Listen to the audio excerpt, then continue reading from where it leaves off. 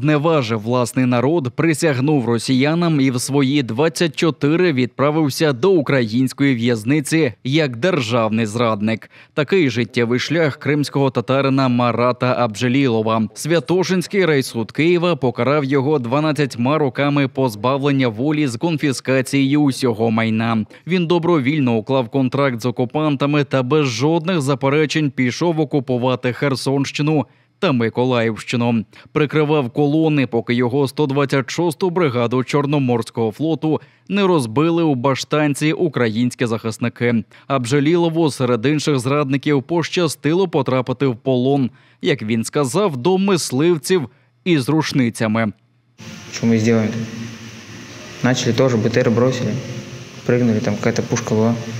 Ми на неї і за город уже уїхали.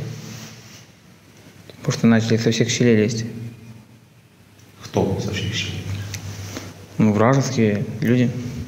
Вражеские. Ну, как еще назад? Мати та двоє маленьких сестер Марата чекатимуть на нього у Керчі. За словами самого зрадника, родина підтримала окупацію на фейковому референдумі та не бачила проблем у тому, що син став добровольцем у лавах катів Кремли. Русские депортировали крымских татар, правильно? В том числе ваших предков. Ну, некоторых, да. Русские, да. Вот сейчас вы воюете с русскими против Украины. Ну. Это нормально. Ну, блин. З розмов з українськими журналістами Марат Абджелілов – типовий манкурт. Навіть у полоні захищає окупаційну владу. Похід на незаконний референдум вважає виправданим, бо за час окупації в його рідній Керчі відремонтували митридатські сходи. А долею власного народу, каже, не цікавиться. Вот орган управления крымских татар, как называется? Ну, вообще, этот, как он, Меджилис? Меджилис, да? И где Меджилис находится? Сейчас, территориально. По-моему, сюда его поменяли на кого-то здесь.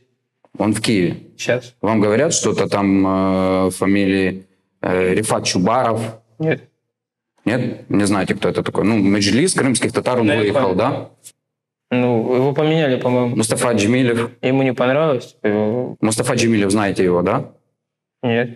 Попри це, Марат Абджелілов вважає себе кримським татарином, а росіяни, на його думку, мали б його звільнити з полону, дослівно, бо він, мовляв, за них воював. Вот вас будут смотреть крымские татары, то, что вы говорите. Ну, я знаю. То есть все нормально, да? Ну, думаю, да. Я думаю, да. Вот на меня так смотрят, все, типа, вот как на тебя будут крымские татары смотреть, типа, вот ты за русских воюешь. Такое ощущение, как будто я один вот захожу, заехал тут такой. А кто это говорит? Со всеми. А кто это говорит? Что вот ты крымский татарин, воюешь за русских? Ну, типа, блин, даже когда в плен брали, типа, как ты крымский татарин, типа, вот, заезжаешь, типа, это. Вот, на тебя Меджилиса нет, вот сейчас бы я тебе сказал бы там.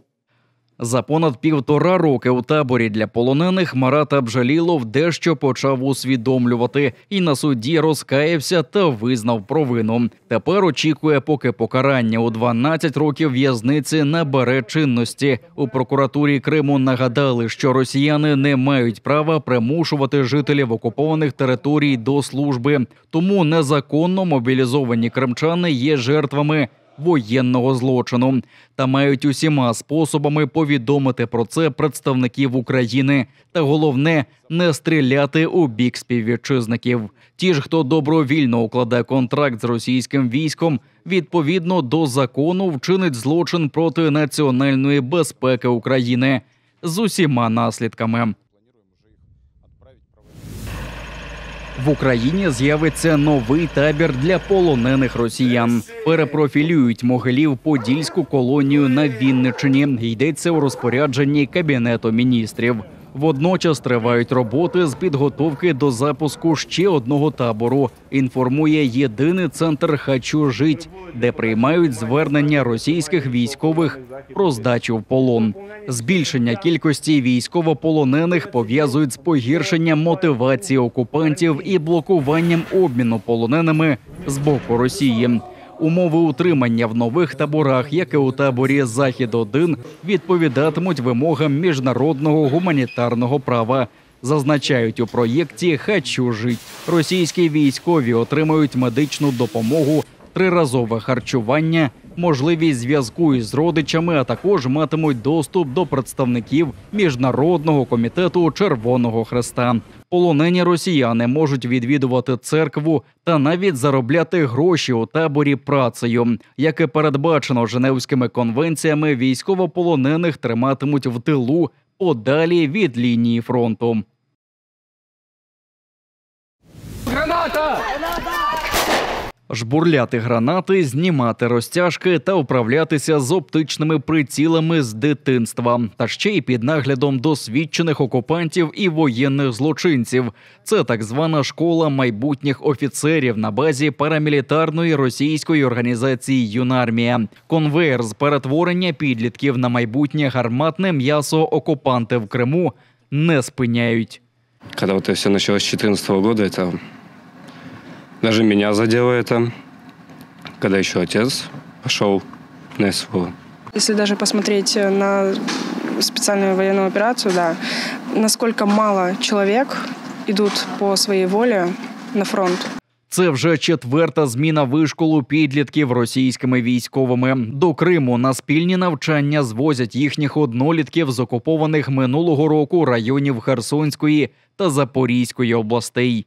Усіх школярів навчають як загін майбутнього гарматного м'яса. Цю думку їм укорінюють, а на декому вже можна побачити нашивки з радянським прапором. Дитячі інструктори, які бідкаються на проукраїнські настрої, особливо серед молоді новоокупованих територій, намагаються змішати їх. Селити з дітьми колонізаторів, щоб промивати мізки, стало простіше. Вони міняються кардинально. Вообще кардинально меняется. Это, в принципе, старая забытая практика, которая использовалась при Советском Союзе, военно-патриотическое воспитание. Все мы в детстве проходили зорницы, разные этапы. Сейчас это все возрождается. Лише влітку більше 600 юнаків пройшли через парамілітарний табір у Миколаївці у Сімферопольському районі. Перетворити юних українців на росіян намагаються і пропагандистськими лекціями, і груповим впливом інших однолітків. Директор так званого Крим-Патріот-центру Дмитрій Полковніков та інші ватажки-інструктори за всіма визначеннями воєнні злочинці, бо безпосередньо займаються мілітаризацією неповнолітніх. Кримський пенсіонер публічно облаяв російського диктатора Владимира Путіна та назвав російських військових терористами.